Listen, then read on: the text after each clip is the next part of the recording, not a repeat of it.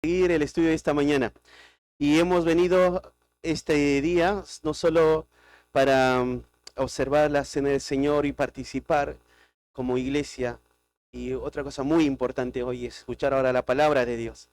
Así que vamos a orar así sentados y le pedimos a Dios que Él nos hable a través de su palabra. Padre, esta mañana, ya llegando casi al mediodía, Señor, queremos decirte, ahora háblanos a través de tu palabra. Queremos que tu nombre sea exaltado en nuestras propias vidas, Señor, reconociendo quién eres tú, también sometiéndonos, Señor, para hacer nuestra tarea, de ser testigos. Hoy queremos escucharte, Señor, eh, qué tipo de testigos debemos ser frente a este mundo. Concede también, Señor, si hay alguno aún que no se ha arrepentido el día de hoy al escuchar tu palabra, Señor, tu palabra pueda llevarle a esa convicción para que pueda acudir a la cruz de Cristo. Te pido, Señor, que tengas el control de todo, de mi mente, mi corazón, y háblanos, Señor. Oramos en el nombre de ti, oh Jesús. Amén. Bueno, el libro de los Hechos, capítulo 3. Hechos, capítulo 3. Desde el versículo 11 al 26 voy a leer. Y si se recuerdan, la semana pasada hemos empezado el estudio de toda esta exposición de Pedro. Voy a leer, dice: y teniendo asidos a Pedro y a Juan, el cojo que había sido sanado, todo el pueblo atónito concurrió a ellos al pórtico que se llama Salomón. Viendo esto, Pedro respondió al pueblo: varones israelitas, ¿por qué os maravilláis de esto? ¿O por qué ponéis los ojos en nosotros como si por nuestro poder o piedad hubiésemos hecho andar a este? El Dios de Abraham, de Isaac, de Jacob, el Dios de nuestros padres ha glorificado a su Hijo Jesús, a quien vosotros entregasteis y negasteis delante de Pilato, cuando éste había resuelto ponerle en libertad. Mas vosotros negasteis al santo y al justo, y pedisteis que se os diese un homicida, y matasteis al autor de la vida, a quien Dios ha resucitado de los muertos, de lo cual nosotros somos testigos. Y por la fe en su nombre, a este que vosotros veis y conocéis, le ha confirmado su nombre. Y la fe que es por él ha dado a este esta completa sanidad en presencia de todos vosotros. Mas ahora, hermanos, sé que por ignorancia lo habéis hecho, como también vuestros gobernantes. Pero Dios ha cumplido así lo que había antes anunciado por boca de todos sus profetas, que Jesucristo había de padecer. Así que arrepentíos y convertíos, para que sean borrados vuestros pecados, para que vengan de la presencia del Señor tiempos de refrigerio. Y Él envía a Jesucristo, que os fue antes anunciado, a quien de cierto es necesario que el cielo reciba hasta los tiempos de la restauración de todas las cosas, de que habló Dios por boca de sus santos profetas, que han sido desde tiempo antiguo. Porque Moisés dijo a los padres: el Señor vuestro Dios os levantará profeta de entre vuestros hermanos, como a mí. A él oiréis en todas las cosas que os hable. Y toda alma que no oiga a aquel profeta será desarraigada del pueblo. Y todos los profetas desde Samuel en adelante, cuantos han hablado, también han anunciado estos días. Vosotros sois los hijos de los profetas y del pacto que Dios hizo con nuestros padres, diciendo a Abraham: en tu simiente serán benditas todas las familias de la tierra. A vosotros primeramente, Dios, habiendo levantado a su Hijo, lo envió para que os bendijese, a fin de que cada uno se convierta de su maldad. Hasta acá. Estamos ya sumergidos en esta exposición del apóstol Pedro. ¿De dónde nace todo esto? Tenemos que observar algunos detalles. Saben que antes de esta exposición, Pedro lo que ha hecho con Juan, bueno, Pedro y Juan no, porque justamente eso van a refutar ellos, sino es a través de ellos solamente fueron los instrumentos para que el poder de Dios se efectúe en un hombre enfermo, un cojo. Y ustedes recuerdan ese hombre ahí llamado, estaba al lado de esta puerta llamado La Hermosa, que continuamente pedía limosna, este hombre. Y Pedro y Juan, llevados, aún ellos siendo fieles, van a la hora de la oración y ponen los ojos sobre este hombre y le dicen, míranos, este hombre quiere recibir algo de dinero, algo de caridad. Y Pedro y Juan dice, no tenemos oro ni plata, no tengo oro ni plata, más lo que tengo te doy. Pues oro y plata no se compara a lo que va ahora este hombre a tener. Ese más es contraste, más, dice, no tengo oro ni plata, más lo que tengo te doy. Hay algo mejor que tengo. Dice, y en el nombre de Jesucristo, levántate y anda. Esto es el contraste. El contraste es que Pedro va a poner los ojos y le va a decir, levántate y anda, en el nombre de Jesucristo. Hemos estudiado en esa predicación qué significaba todo esto, en el nombre de Jesucristo. Y por el testimonio de Pedro en esa exposición, observamos que este ex cojo tuvo fe, puso su fe en ese nombre. Y no solamente eso, sino se evidenció en el ponerse de pie. Y el ponerse de pie fue ese hecho que ahora fue un milagro porque se paró. Y dice, y saltó y caminó y entró al templo. Y de momento a otro toda la gente quedó, dice, maravillado. Quedaron sorprendidos. Y ahora se hacían muchas preguntas. Y este cojo lo que va a hacer ahora, de alguna manera, y por alguna razón que no sabemos, va a asirse de Pedro y de Juan. No sé por qué motivo, pero el texto dice así, él estaba asido de ellos dos. Y la gente comenzó a poner su mirada en estos dos hombres. Estos dos hombres son comunes y sencillos, porque eso es lo que van a decir ellos con las preguntas. ¿Por qué me tienen que mirar a nosotros? ¿Por qué nos miran a nosotros? Estos hombres, Pedro y Juan, no están pensando en fama, reputación, renombre, un ministerio fructífero. Ellos no están pensando en eso. Ellos no quieren ser etiquetados con un cartelito que vean que estos son eso. Pedro y Juan no tienen esa postura. Son hombres sencillos. Aún esto refutaría si algún católico, si Pedro estuviera en este tiempo y pensara que Pedro fue el primer papa, diría, ¿qué? ¿Qué les pasa en la cabeza? ¿A quién se le ocurrió eso? Decir que yo soy el primer papa, el vicario. Oh. Pedro lo que va a hacer al contrario, va a decir, nosotros no tuvimos nada que ver con esto, porque lo que ha sucedido es lo que Dios hizo. Dios ha dado sanidad completa a este hombre. Es más, Dios ha confirmado, Cristo ha confirmado su nombre en este hombre. O sea, este hombre creyó y este hombre obtuvo esto, sanidad completa. Una sanidad milagrosa, un milagro efectuado. Y ahora, lo que hemos observado era que los milagros solamente servían para acompañar o certificar, atestiguar el mensaje que se iba a dar. Y recuerdas pasajes que hemos citado en algún momento, hemos dicho que los judíos pedían señales. Y Jesús les había dicho, cuando ustedes vayan y prediquen, va a haber ciertas señales. Y uno de esos era, cuando ustedes pongan la mano, van a sanar. Pero el punto determinante no estaba en las señales servirían para acompañar y atestiguar que ellos eran seguidores de Cristo. Pedro y Juan, fieles discípulos, van a predicar el Evangelio o van a hablar de Cristo, pero esas señales acompañan, atestiguaban el mensaje.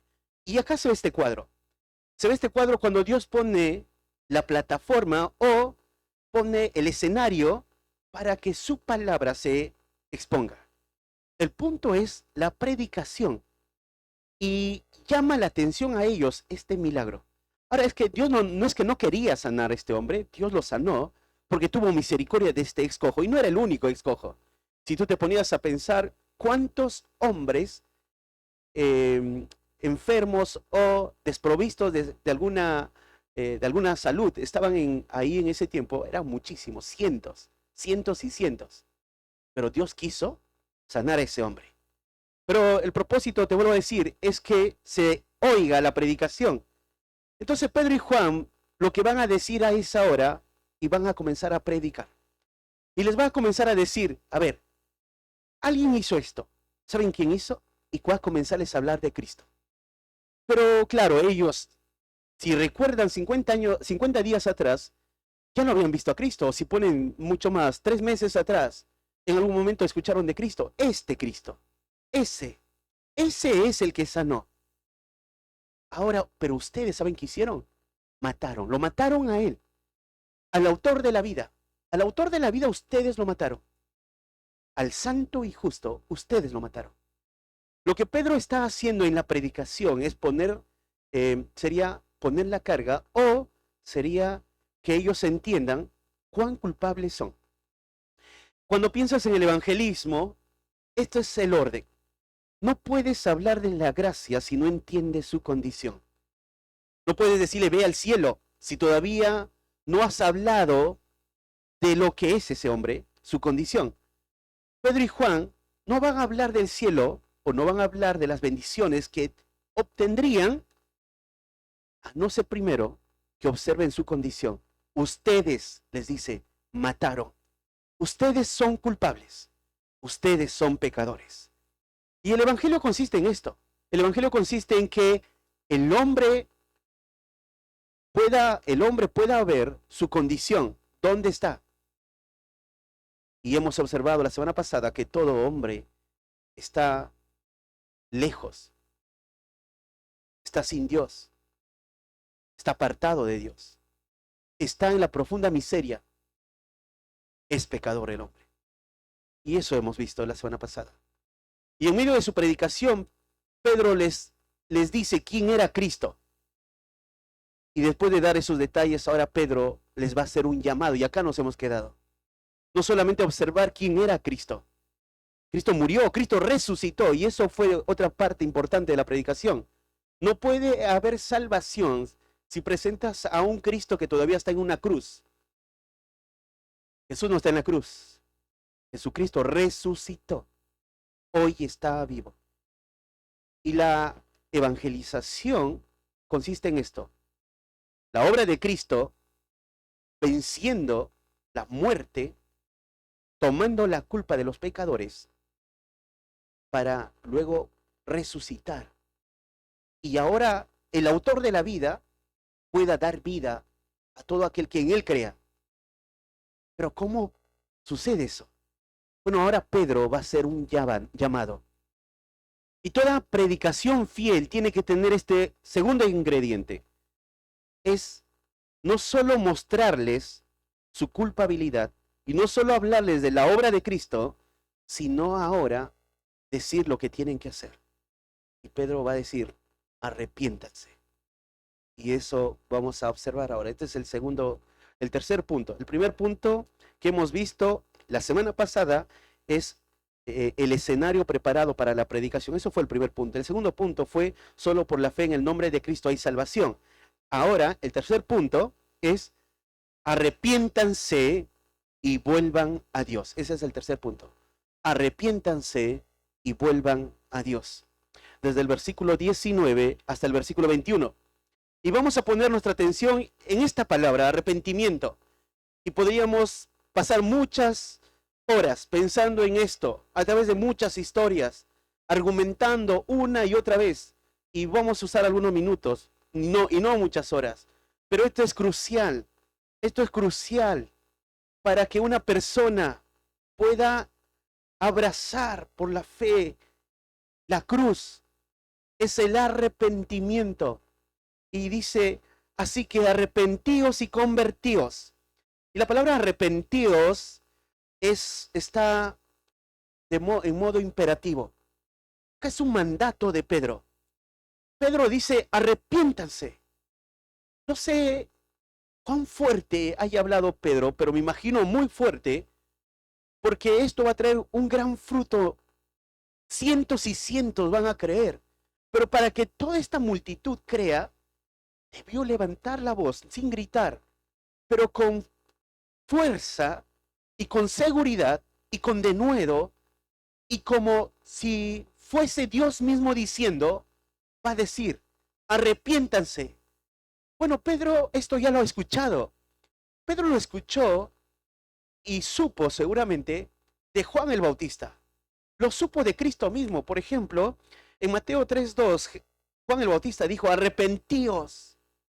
Y Lucas, el autor que escribe los libros de los Hechos, va a decir, haced pues frutos dignos de arrepentimiento. Juan el Bautista, su mensaje fue ese, arrepiéntanse y hagan frutos dignos de arrepentimiento. O sea, los frutos que evidencien que realmente ustedes se han arrepentido. Arrepentíos. Pero no solo Juan el Bautista, sino también Jesús. Mateo 4:17, cuando Jesús empezó a hacer su ministerio, su primera predicación registrada por Mateo, lo primero que va a decir después de estar 40 días ahí en el desierto y mostrar su impecabilidad, su primer anuncio, ¿sabes cuál va a ser? Arrepentíos. Este es el llamado que debemos hacer al mundo. Arrepiéntanse. De esto consiste el Evangelio. Esto es el grito, en un sentido, de la Escritura. Arrepiéntanse y observen al Cordero. Arrepiéntanse. Hombres, arrepiéntanse. Ese es el llamado. Un llamado santo. Esa es la voz de Dios. Arrepentíos. Jesús dijo, arrepentíos. El Dios que en la cena lo hemos observado, que se encarnó y su primer mensaje es arrepentíos. De eso consiste. Arrepentíos. ¿De qué arrepentíos? De la culpabilidad. Son culpables y arrepiéntanse de eso. Son culpables. Ahora, Dios mismo lo manda. En Hechos 7:30 dice, pero Dios, habiendo pasado por alto los tiempos de esta ignorancia, manda a todos los hombres en todo lugar que se arrepientan. No es sugerencia, no es una alternativa, es un mandato. El Señor dice en todo lugar, en todo tiempo, arrepiéntanse. Esa voz es la voz de todo, tiene que ser la voz de todo testigo fiel, todo seguidor de Cristo. Nuestro mensaje tiene que estar en esto. Arrepiéntete. Un padre hacia sus hijos, una madre hacia sus hijos, un amigo a otro amigo, una amiga a su amiga. Arrepiéntete. Porque la persona, si se arrepiente, es porque observó su pecado.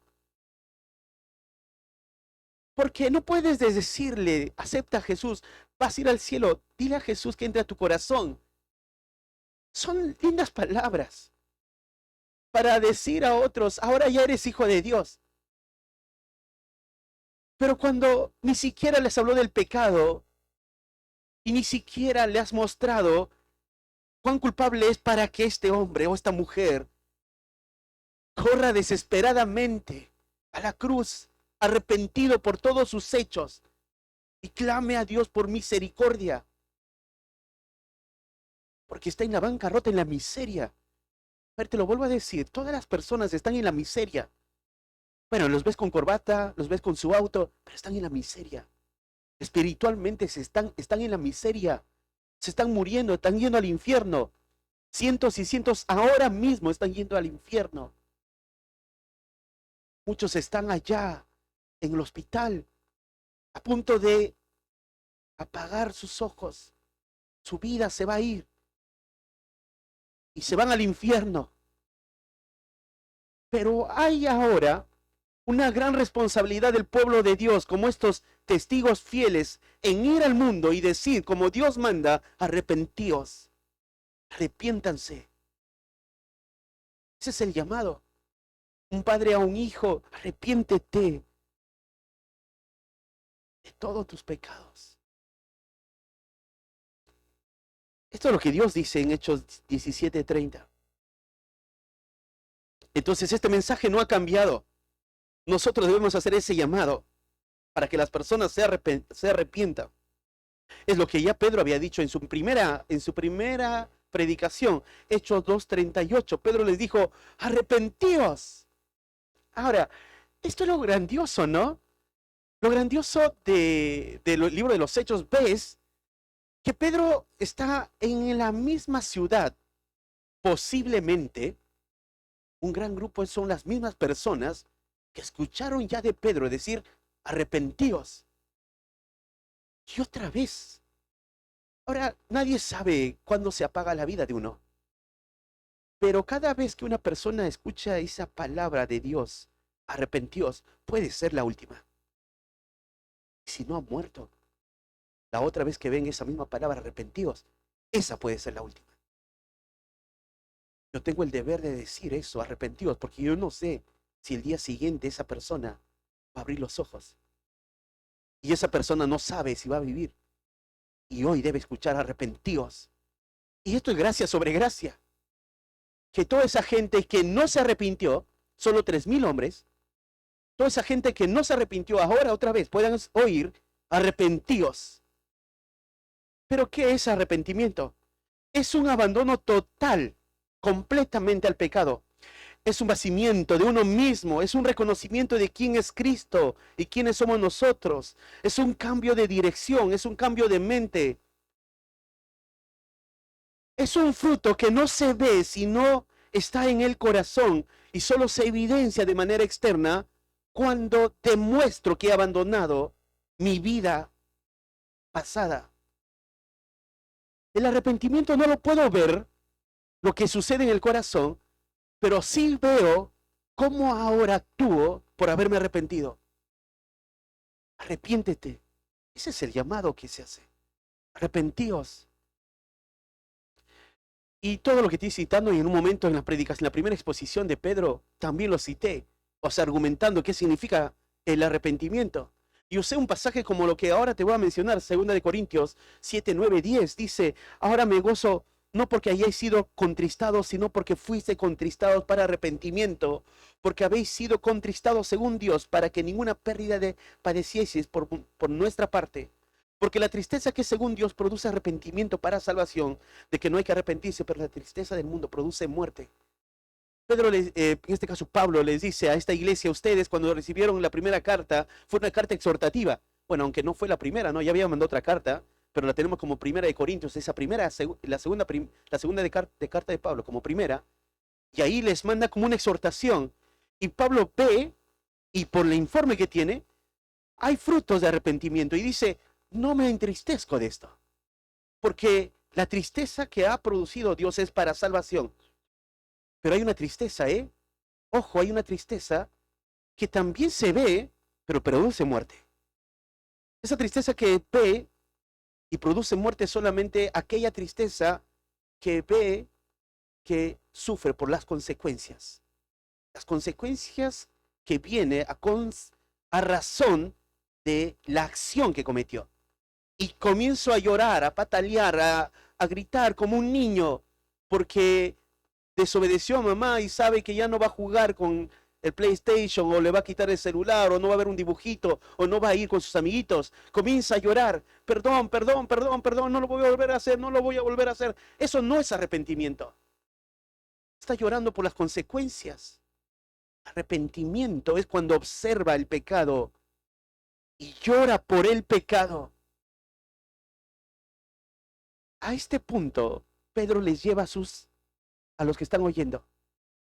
Arrepiéntense. Lloren por su pecado. Arrepiéntanse de lo que han hecho. Mataron al justo, al santo, al dador de la vida. Lo mataron. Arrepiéntanse, son culpables. Prefirieron un homicida como Barrabás que al inocente Cristo. Arrepiéntanse. Ese es el llamado que debemos hacer. Arrepiéntense. No se trata de que observes las consecuencias y llores por ellas. Entonces sería así. Un correcto, o sea, se evidenciaría una persona que se ha arrepentido, no le va a importar las consecuencias. Las consecuencias va a ser lo de menos. Va a estar dispuesto a que le quiten el celular, va a estar dispuesto a salir de un cargo, va a estar dispuesto a otra cosa, porque ve su pecado y se arrepiente. que le importa es su comunión con Dios y se arrepiente. Nuestro corazón es engañoso y lo que observa es lo que voy a perder. Digo, no es un genuino arrepentimiento. No le importan las consecuencias, sino va porque quiere reconciliarse con su Dios, que es lo más grande para todo creyente, su relación con Dios. Y el pecado ha interrumpido eso. Por eso me arrepiento. Quiero restaurar esa relación que se rompió. Por eso me arrepiento. Por eso vas a ver a personas que se han arrepentido, no tienen temor de decirte en todos los pecados que se han metido. Y decir, yo era esto, yo era esto, yo era esto, yo era esto, yo era esto, y hacía esto. Pero ¿sabes por qué lo hacen? Porque son conscientes que ya el Señor los perdonó. Y es lo que ellos desean. Porque fueron a la cruz y lloraron en la cruz y en aquella cruz, el que estuvo en esa cruz, murió para que ahora ellos encuentren el perdón. Ese es el arrepentimiento. Estos hombres deben apreciar eso. Arrepentíos. ¿Cuántas veces decías, ahora sí, Señor, ahora sí te voy a servir? Pasa una semana y con el mismo asunto que Lidia siempre vuelve y dejas de ser fiel a Dios. Y vas, dice, Señor, perdón, mira, escucho otra vez, me arrepiento. No observaste lo que estás haciendo. No lo observaste. Y no te has arrepentido la primera vez. Arrepentimiento es cambio de mente. Abandono totalmente. Esto es el llamado que Pedro está haciendo a estos hombres. Arrepentíos. Y si estás escuchando hoy, todo lo que estamos escuchando hoy, estás lidiando con algo, creyendo que ya te has arrepentido, pero tu mente te está llevando a decir, no pasa nada, después continúo. No te has arrepentido. Es un abandono total del pecado. Y no mide las consecuencias, no importa las consecuencias. No está observando las consecuencias. Solo está observando a su Dios santo. Arrepentíos. Entonces, esto es lo que produce Dios. Y lo hace a través de la Escritura. Nos compunge de corazón. Nos muestra cuán perdido estamos. Nos muestra nuestra condición para que podamos arrepentirnos. Nos muestra en la profunda desolación que nos encontramos para clamar por ayuda. Nos muestra que estamos en ese mar inmenso del pecado para gritar auxilio. Ayúdame. Me arrepiento. Eso hace la Escritura. Demuestra dónde estamos.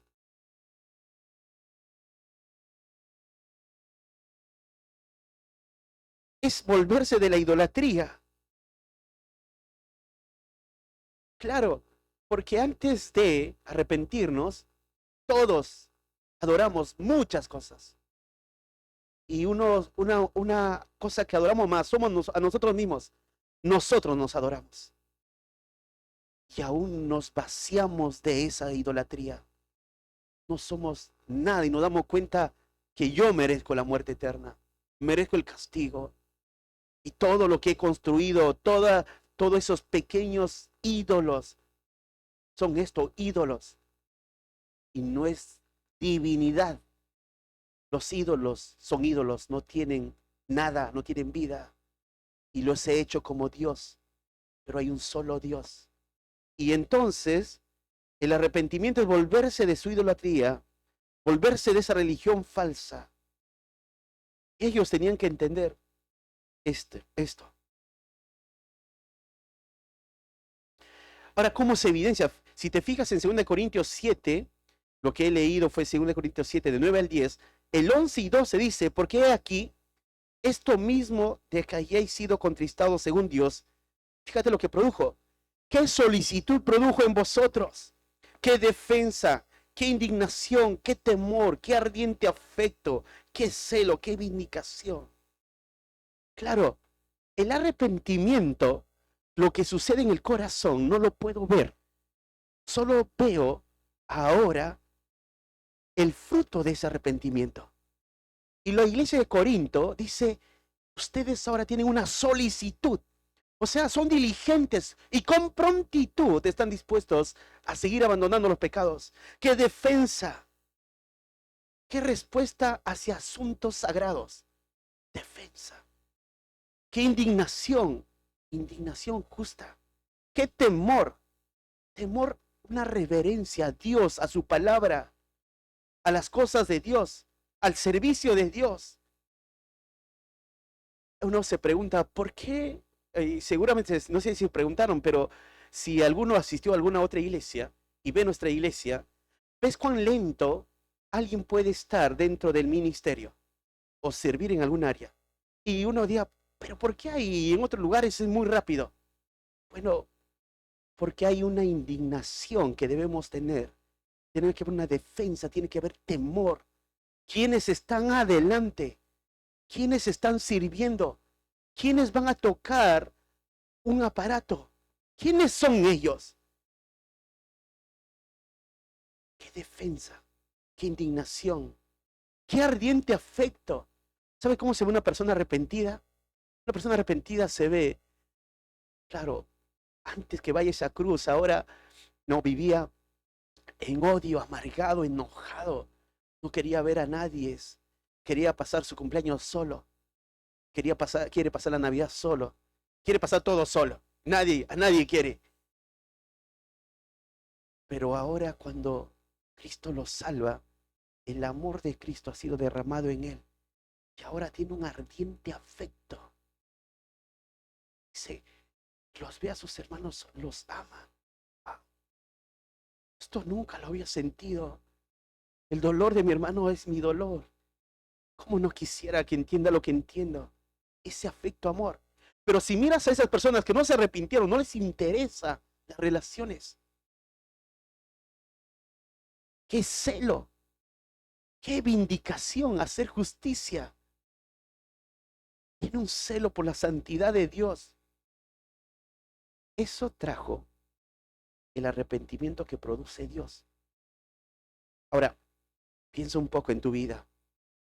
Esas marcas se ve esa marca de solicitud, defensa, indignación, temor, ardiente afecto, celo, vindicación. Ahora, no dudo que hablo con creyentes que se han arrepentido porque veo otros frutos. Pero ¿qué pasa? ¿Por qué aún no sigo habiendo esto? ¿Qué cosa hay que tienes que confesar? Arrepentirte. Arrepentíos. Y ese es el llamado que Pedro está haciendo. La idea, esa misma idea de arrepentíos y ese fruto de arrepentimiento se ve en 1 Tesalonicenses 1:9, como esos hermanos de Tesalónica se convirtieron de los ídolos a Dios para servir al Dios vivo y verdadero. Aquel que deja los ídolos, ¿sabes? Encuentra a alguien ahora a quien servir. O sea, ya no pasa muchas horas en el espejo y maquillándose. No digo que está mal maquillarse. Porque claro, el centro de adoración era la persona. Ya no pasa mucho tiempo con los libros para mostrar cuánto conocía y cuánto van a gloriarse. Ahora su deseo más grande no es eso, sino ahora servir a su Dios.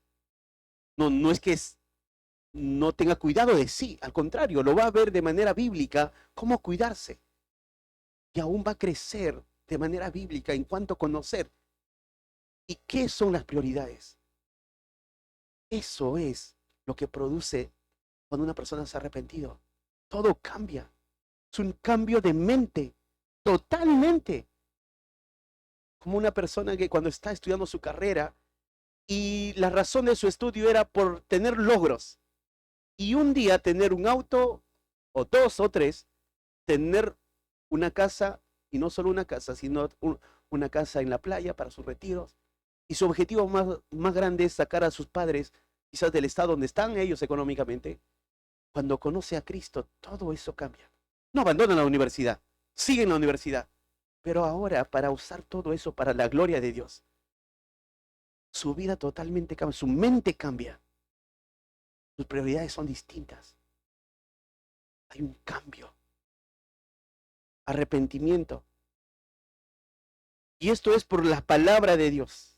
La palabra de Dios golpea nuestra mente y nos muestra en la bajeza, en el lugar más oscuro que se encuentra nuestra alma, para que solo por la palabra de Dios podamos ver la luz y salir de los lugares ocultos. Solo eso lo hace la palabra de Dios. Entonces, estos hombres que están escuchando a Pedro, ahora tienen que ver a Jesús no como aquel que merecía la muerte cuando gritaron, crucifíquenle, crucifíquenle, sino ahora tienen que ver a Jesús como Pedro lo vio, el justo, santo y dador de la vida. El arrepentimiento en ellos ahora es en su mente. Son culpables, mataron al inocente. Arrepiéntanse. Su mente ahora va a traer estas verdades y van a tener que abrazarlo por la fe que Jesús era el Mesías. Jesús era el Mesías.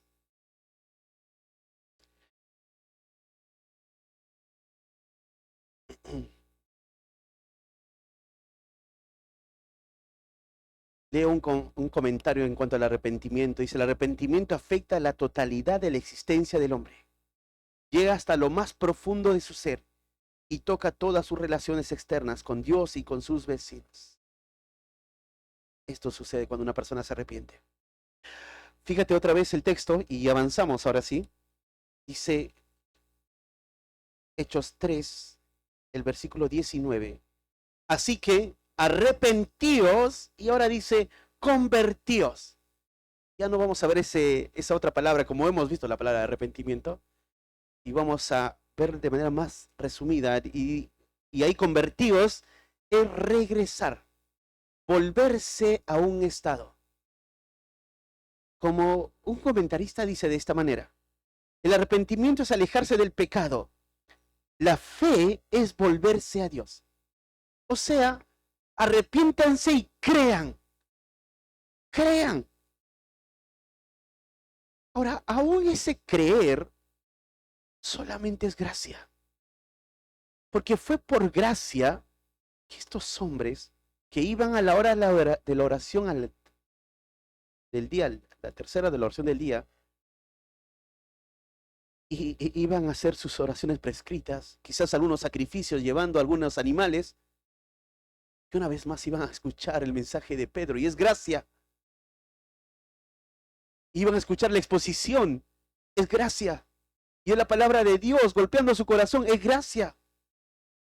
Y ahora ellos tenían que arrepentirse, otro llamado gracia. Y la fe va a ser gracia. No es algo de ellos, es de Dios. Ahora crean, crean. Entonces este autor dice, Pedro le dice a la gente que se vuelva a Dios, lo que en lenguaje sencillo y llano es, arrepiéntanse y crean. Entonces ellos son responsables. Eso fue el fin de la cita hace un momento. Pienso de esta manera, son responsables ante este llamado. No tienen excusa. Porque la gracia se ha manifestado. No tienen excusa. Arrepiéntanse y crean. ¿Qué momento más especial, hermoso? Dios ha ido en búsqueda de ellos. Y seguramente Dios fue en búsqueda de sus hijos. Crean. Arrepiéntanse. Todos están escuchando. Crean, arrepiéntanse. Todos escucharon que son homicidas. Crean, arrepiéntanse. No hay excusa. Alguien que entiende esto, está del otro lado escuchando. Es lógico. Ahora sí, pueden arrepentirse, ahora sí tienen el camino. Pero si tú ves la continuación de la historia, aunque más de 5.000 personas creyeron, pareciera un gran número. Es que eran cientos y miles. Te das cuenta que fue poquito. Pocos creyeron. Aún, a pesar de una predicación fiel, a pesar de evidencias y de decir quién es Jesús y el llamado de Dios mismo, arrepiéntanse, no quieren creer, porque son destinados a la condenación. No nos van a responder, van a creer. Y ahora si creen, fíjense lo que sigue, para que sean borrados vuestros pecados, para que venga de la presencia del Señor tiempos de refrigerio. Y Él envía a Jesucristo que os fue antes anunciado.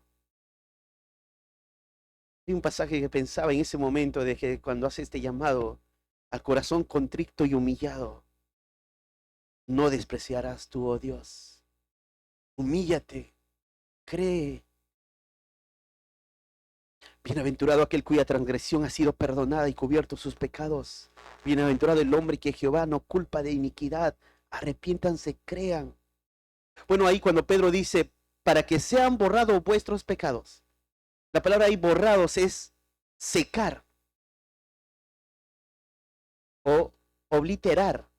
¿Qué es eso? Obliterar quiere decir, es como pasar una mota por un escrito y borrarlo.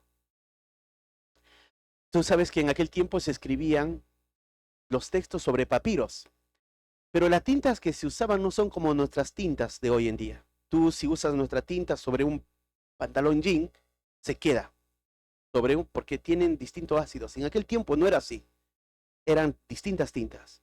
Entonces, si se escribía en un papiro, alguien podía tomar este tipo de mota, un tipo de líquido, y lo pasaba y quedaba borrado. Esta es la idea acá, para que sean borrados vuestros pecados.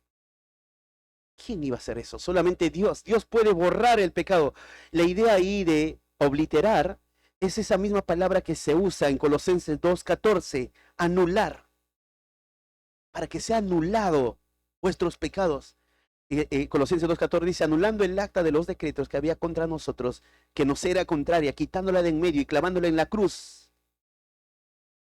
Entonces Pablo en este pasaje dice que Cristo nos dio vida juntamente con él, pero para que eso suceda tuvo que anularse la carta que nos era contraria, la ley que es santa, justa y buena, que revela nuestro pecado por causa de la ley, se registra nuestra deuda. La ley revela tu deuda, una gran deuda, inmensa deuda. Y cada vez que vas viendo la escritura, más culpable eres. O sea, cuando viene un incrédulo y se sienta y escucha la exposición, se, se va con una carga, porque se ve más culpable, porque se le está dando más luz y es más culpable. Y hay un decreto grande. Pero Pablo dice, todo eso que esa ley produjo en nosotros, que nos era contraria, el Señor la anuló en la cruz. Lo borró, borró nuestros pecados. Borró nuestros pecados. Entonces, ese registro de esa deuda imposible de pagar, esa deuda nos sentenciaba a la condenación perpetua, pero Cristo la anula tomando mi culpa, nuestra deuda, y clavándola en la cruz, muriendo por nuestros pecados. Por consiguiente, todos aquellos que han sido en aquella cruz anulados sus pecados, son declarados justos, sin mancha, irreprensibles.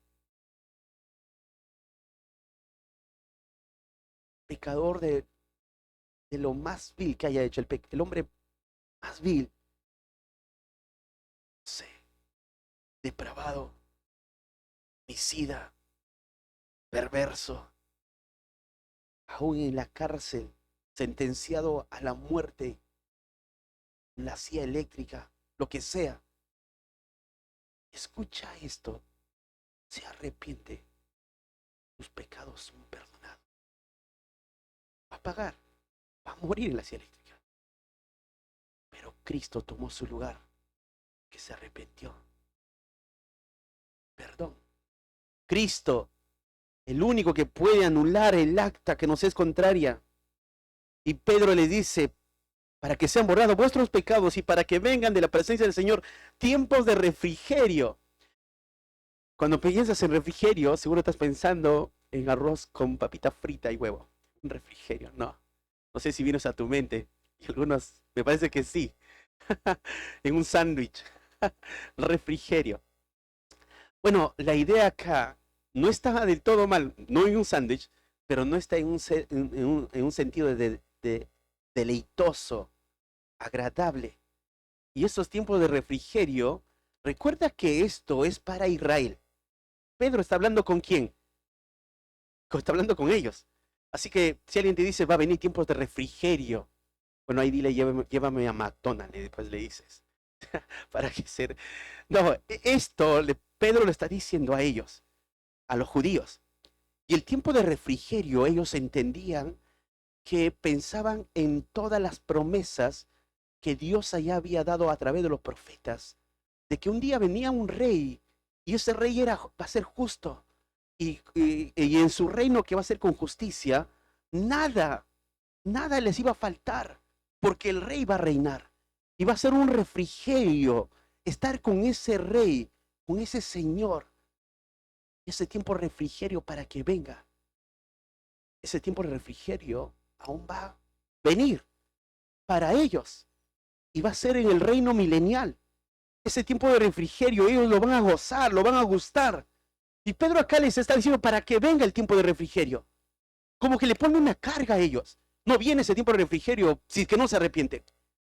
Arrepiéntanse y va a venir ese tiempo de refrigerio. Porque el Mesías vino. Ese rey vino. Ustedes lo rechazaron.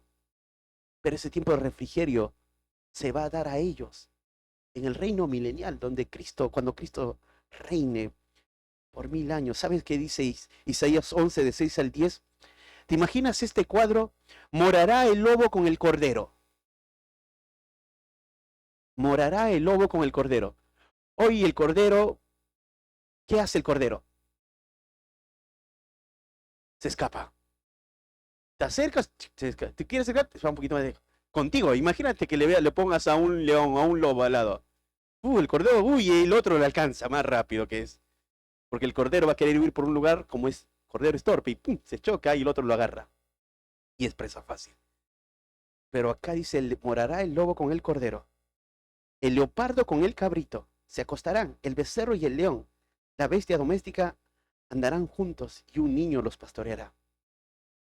Ahora, claro, ¿no? Es una imagen única.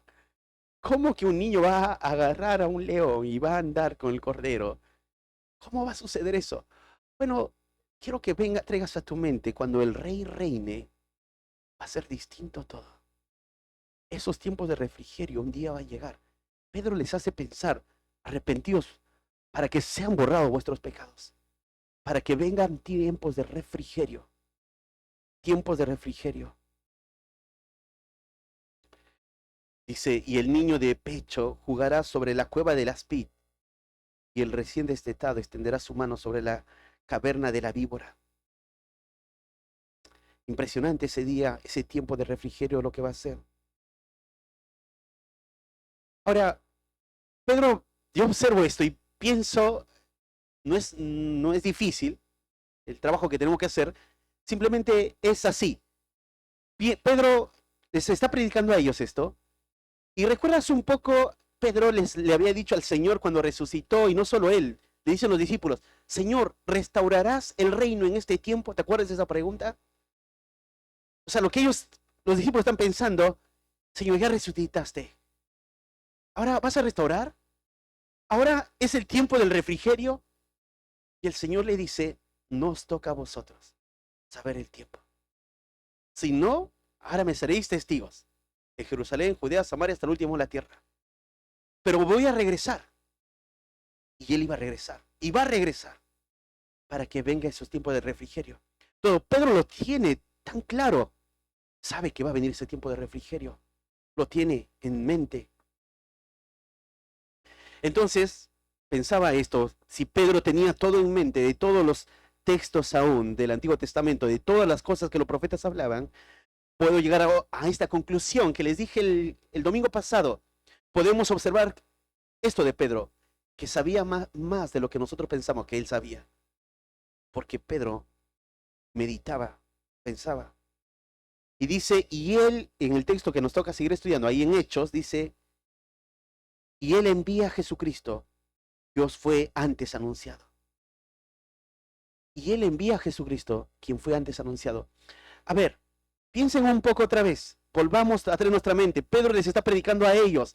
Dice, arrepiéntanse y conviértanse para que sean borrados vuestros pecados, para que venga tiempos de refrigerio. Y él les envía a Jesucristo. Les envía a Jesucristo.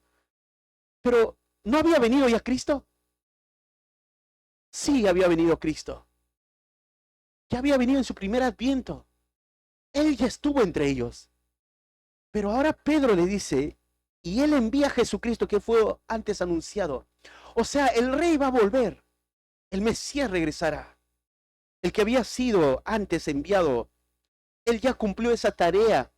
Su primera tarea de ser el siervo sufriente y morir en esa cruz por su pueblo.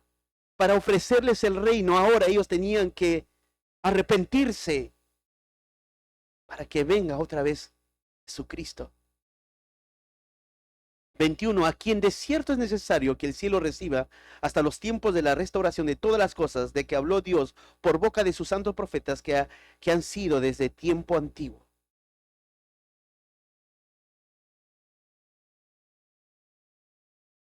Llegará el momento cuando todo Israel se convierta y reconozca quién fue Jesús.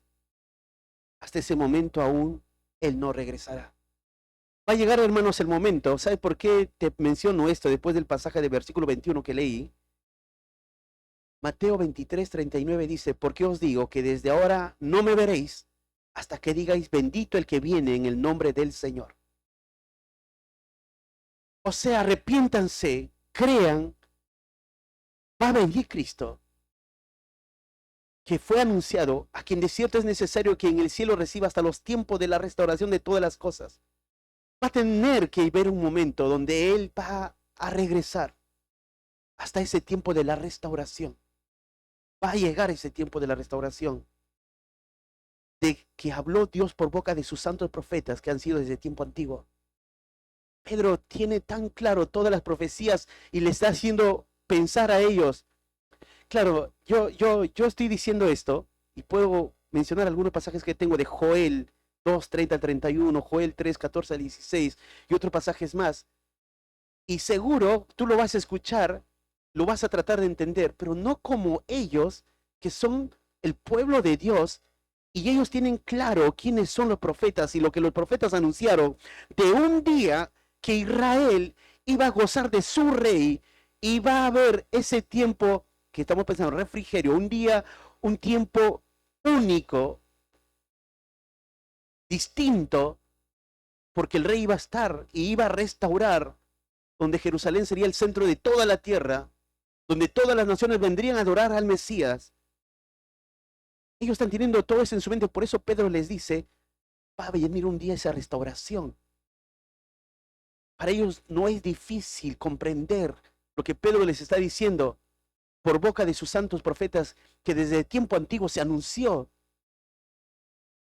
O sea, ustedes tienen eso en la mente. Ustedes saben los tiempos de la restauración. Son señales, habrá eventos únicos. Y los santos profetas que hablaron desde el tiempo de la restauración, de este tiempo de restauración, esta idea de que hablaron de este tiempo de restauración, Pedro está hablando algo contundente acá. No hay dudas. Ya se dijo antes. Ya se habló de esto. Y usó a sus santos profetas desde tiempos antiguos. Solo que ellos tienen que hacer es oír ahora lo que Pedro les está diciendo. Y deben arrepentirse. Ese es el tercer punto. Arrepiéntanse y vuélvanse a Dios. El último punto es conviértanse de su maldad o verán el juicio ya anunciado. Ese es el último punto. Cuarto, conviértanse de su maldad o verán el juicio ya anunciado. El versículo 22 dice, porque Moisés dijo a los padres, el Señor vuestro Dios os levantará profeta de entre vuestros hermanos como a mí. A él oiréis de todas las cosas que hablé. Y toda alma que no oiga a aquel profeta será desarraigada del pueblo. Fíjate Pedro cómo habla. Dice, porque Moisés dijo a los padres. Pedro se incluye como parte de esa familia grande, a los padres. Los padres de ustedes, los padres de nosotros, Pedro, para Pedro, ¿no? A los padres. El Señor vuestro Dios os levantará profeta de entre sus hermanos. O sea, Moisés, un momento, hace cientos de siglos atrás, algunos siglos atrás, no cientos, algunos siglos atrás, perdón por decir cientos, Moisés, por lo menos más de, no sé, 1400 años atrás, poco más todavía, Moisés había dicho a los padres esto. Deuteronomio 18:15. Profeta de Dios en medio de ti, de tus hermanos, como yo. Te levantará Jehová tu Dios, a él oiréis. Ya Moisés había dicho esto. Un profeta de ti, de tus hermanos como yo, te levantará Jehová. Este profeta es Jesús, es el Mesías. Eso ya dijo a vuestros padres. Lo que Pedro está haciendo es poner un peso de conocimiento previo que ellos tenían para que no haya excusa, para que ellos puedan observar. Y acá es esta advertencia. Les recuerda que Moisés ha hablado y no hay dudas entonces. Jesús había dicho esto, ¿no? A ellos, en algún momento. A los impíos o incrédulos. En Juan 5:39 dice, escudriñad las escrituras, porque a vosotros os parece que en ellas tenéis la vida eterna. Escudriñen la escritura, porque en ellas está, a ustedes os parece que en ellas está la vida eterna. Piensen en la escritura. ¿Y qué escritura tenían ellos? Tenían todo el Antiguo Testamento. De acá otra vez, en este caso Pedro les está haciendo recordar a Moisés. Moisés habló, dijo esto, que un día va a venir dentro de sus hermanos, que a él tienen que oír y va a levantar a alguien como Moisés y mayor que Moisés. Ese era Jesucristo. Y el verso 23 dice, y toda alma que no oiga a aquel profeta será desarraigada. Deuteronomio 15:19 dice eso, mas a cualquiera que no oyere mis palabras que él hablare en mi nombre, yo le pediré cuenta. Toda alma que no oiga a aquel profeta será desarraigada del pueblo. Bueno, el libro de Hebreos del 1 al 3 dice, Dios ha hablado en otro tiempo a los padres por los profetas, en estos postreros días nos ha hablado por el Hijo. Recuerden que el libro de los Hebreos está hablando justamente el autor a creyentes hebreos, a los cristianos que eran de linaje judía. Y les dice, antes ha hablado por los profetas, pero ahora nos habla por su Hijo. Los profetas son entonces esa voz que ellos tienen de manera indudable. No hay excusa. Ya están advertidos. El mensaje se ha dicho. Ellos fueron fieles voceros. Los profetas anunciaron de este tiempo. Moisés lo dijo. Que a él tienen que oír. Cuando venga aquel día, uno y superior a Moisés, a él tienen que oír. Y el libro de los Hebreos justamente dice que nos ha hablado por el Hijo. A él tienen que oír. Porque si no lo hacen, serán desarraigados. Toda alma que no oiga a aquel profeta será desarraigada del pueblo. Permíteme citar lo que escribía. Entonces no hay más esperanza para aquella alma que no atiende al Evangelio. Para aquella alma que rehúsa rechazar el Evangelio. No hay esperanza para aquella alma que ignora el Evangelio. Entonces, si usara esa misma palabra, para toda alma que no oiga, diría sí. Alma que me oyes, tú, hoy es el tiempo de arrepentirse.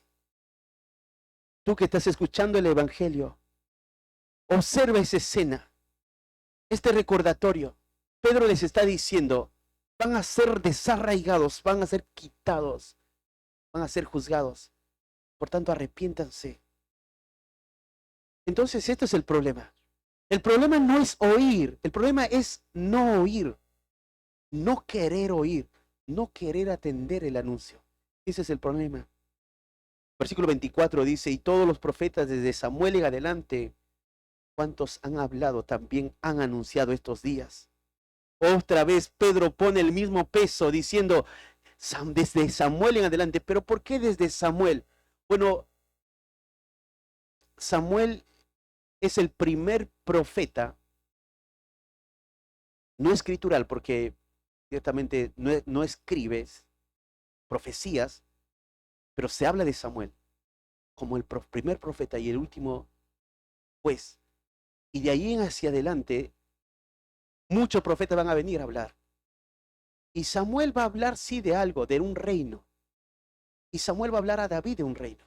Y cada vez que le hable a David de ese reino que él va a tener, un rey, porque Samuel iba a ungir a un rey, todas esas alusiones que se habla a David como el rey, solamente son sombra de lo que el verdadero rey va a tener. Cristo, ese rey. Ahora fíjate el versículo 25. Vosotros sois los hijos de los profetas y del pacto que Dios con nuestros padres, diciendo a Abraham, en tus simientes serán benditas todas las familias de la tierra. Acá viene mayor peso. Bueno, ya Pedro está usando a los profetas, ya ha hablado de Moisés, ha hablado de Samuel, que se ha anunciado por los profetas este tiempo. Y ahora les pone, ustedes son hijos de los profetas, ustedes son del pacto. Pero ustedes decidieron rechazar al Mesías. Y cuando Pedro habla de ese Dios, del pacto que Dios hizo con nuestros padres, diciendo a Abraham, en tu simiente serán benditas todas las familias de la tierra. Entonces ellos no tienen excusa, porque ellos son herederos del pacto de Dios que hizo a Abraham. Ellos, cuando pensaban en Abraham, pensaban con orgullo, como algo importante, algo grande. La ciudadanía judía o israelita era lo más grande que ellos tenían, porque ellos sabían bien que ellos tienen a Jehová, al Dios único. Solo hay un Dios, decían ellos. Y tenían a Jehová. O sea, ellos lo miraban a los romanos, o sea, a todos los gentiles como los peores. Por más que los griegos se veían como impíos, gentiles, como lo mejor, el judío se miraba a sí mismo como superior a todos. Porque es verdad, son el pueblo de Dios. Y ahora Pedro le recuerda ese peso. Vosotros sois hijos de los profetas. Y vosotros sois hijos del pacto que Dios hizo con Abraham. Pero ustedes rechazaron al Mesías.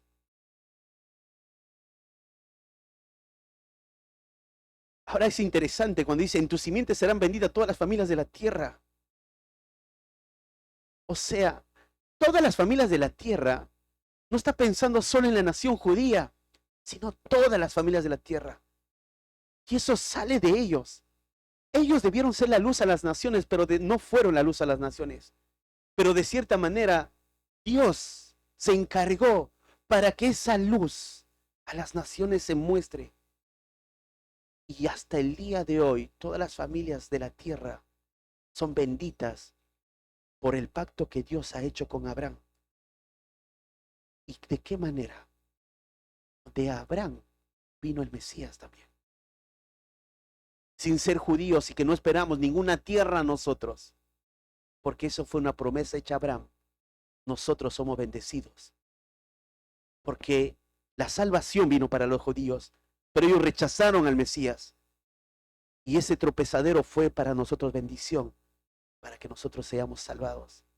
Seamos hoy la iglesia. Y 26 dice, a vosotros primeramente Dios, habiendo levantado a su Hijo, lo envió para que os bendijese, a fin de que cada uno se convierta de su maldad. Y otra vez, a vosotros primeramente Dios, habiendo levantado a su Hijo, lo envió para que os bendijese. ¡Qué peso, qué carga! A ustedes Dios los ha enviado a su Hijo. ¿No hay mayor carga en la mente? Claro, en su corazón deben sentir ese peso, porque ellos son los privilegiados. Piensa esto, hermano, el Dios eterno, el gran yo soy, ese Dios que en su esencia son tres personas, y la tercera persona de la Trinidad toma cuerpo. Dios se encarna, el Hijo eterno, para ahora estar entre ellos. Y dice, el Padre ha enviado a su Hijo. Ustedes no quisieron escucharlo. A vosotros primeramente Dios, habiendo levantado a su Hijo. Y este dice, habiendo levantado a su Hijo. De la idea otra vez, la idea de lo que Dios ha hecho en el Hijo.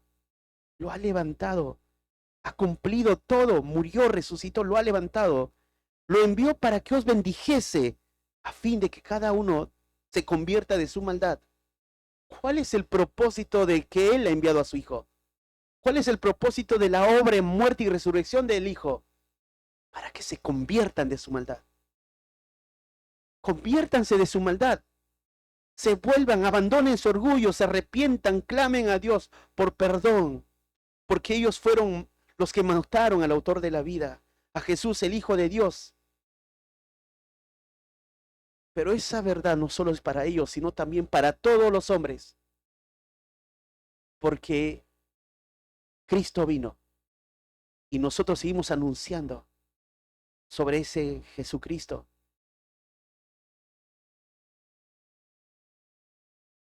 ¿Qué tienen que hacer ellos a fin de que cada uno se convierta de su maldad? Ahora piensen esto. Pedro está hablando de manera colectiva, a vosotros, a vosotros. Pero después dice, cada uno se convierta de su maldad. La responsabilidad es personal. Cada uno. Y acá es un grupo, ¿no? Todos. A todos nosotros. Pero cada uno va a tener que dar cuenta a Dios. Arrepiéntanse, cada uno, de su maldad. Esta es la predicación de Pedro. Arrepiéntense, abandonen sus pecados. Ve la cruz donde el recordatorio está allí, donde se expresó el amor más grande. Y esto es contradictorio aún.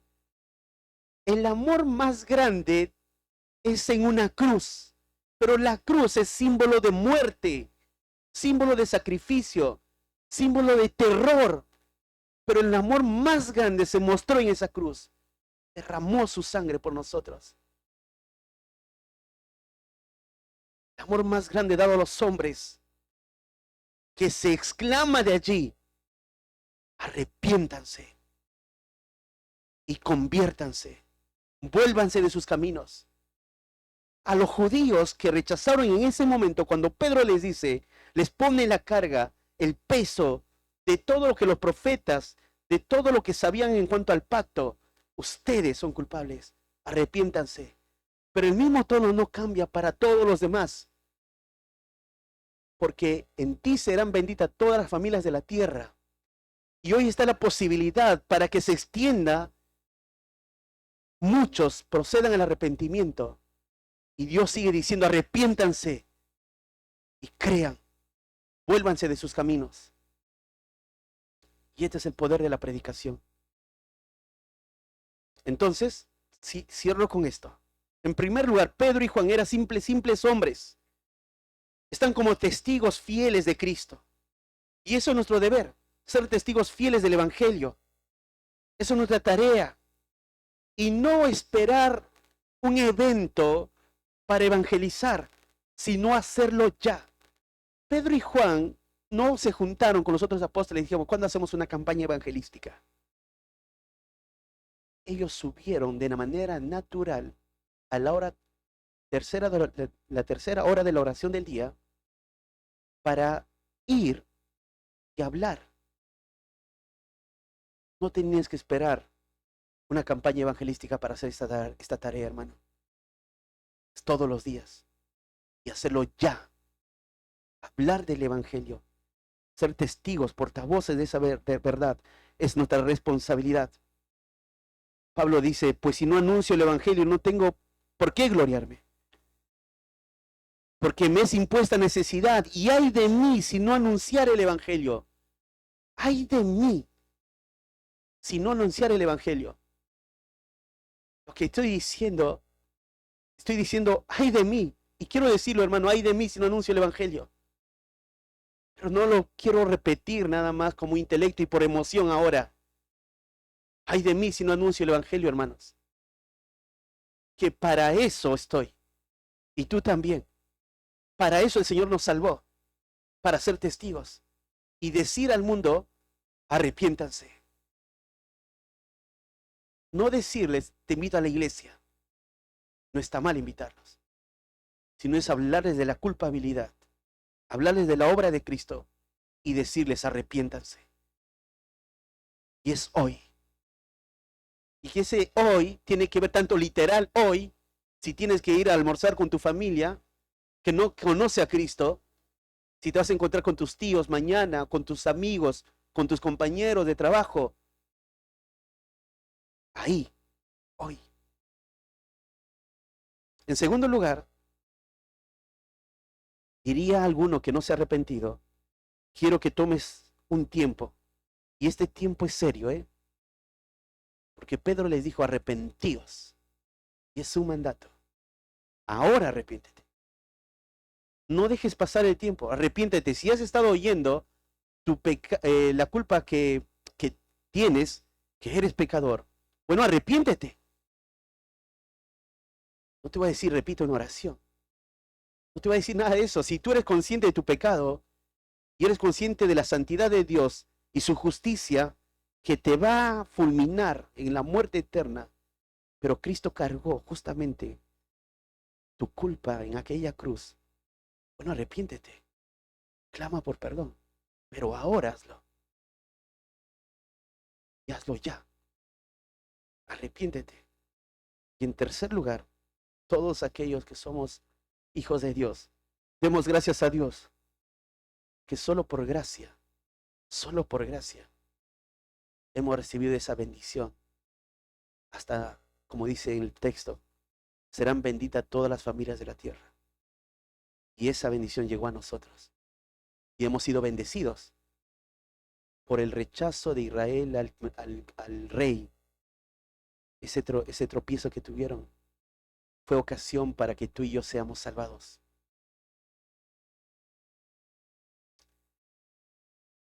Por tanto, al Rey de los siglos, inmortal, invisible, al único y sabio Dios, sea honor y gloria por los siglos de los siglos.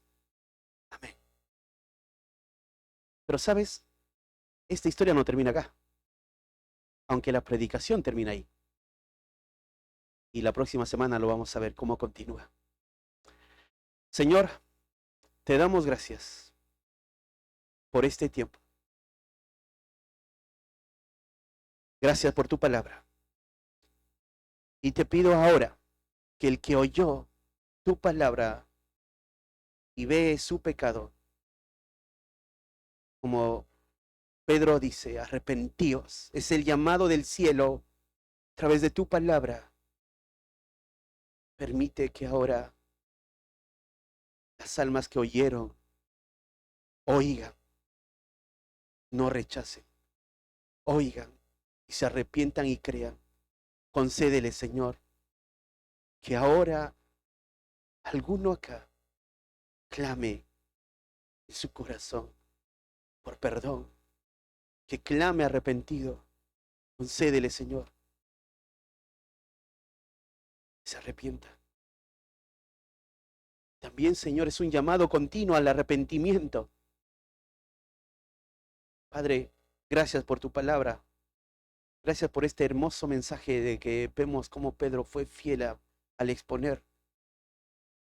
Queremos también, como Pedro y Juan, ser fieles testigos, fieles portavoces de la verdad, y hablar con seguridad. Y no solamente, Señor, los domingos, escuchar tu palabra y compartir a alguien, sino vamos a ser fieles todos los días en anunciar el Evangelio. Gracias, Señor, por tu palabra. Te damos toda gloria y honra a ti, que tú lo mereces.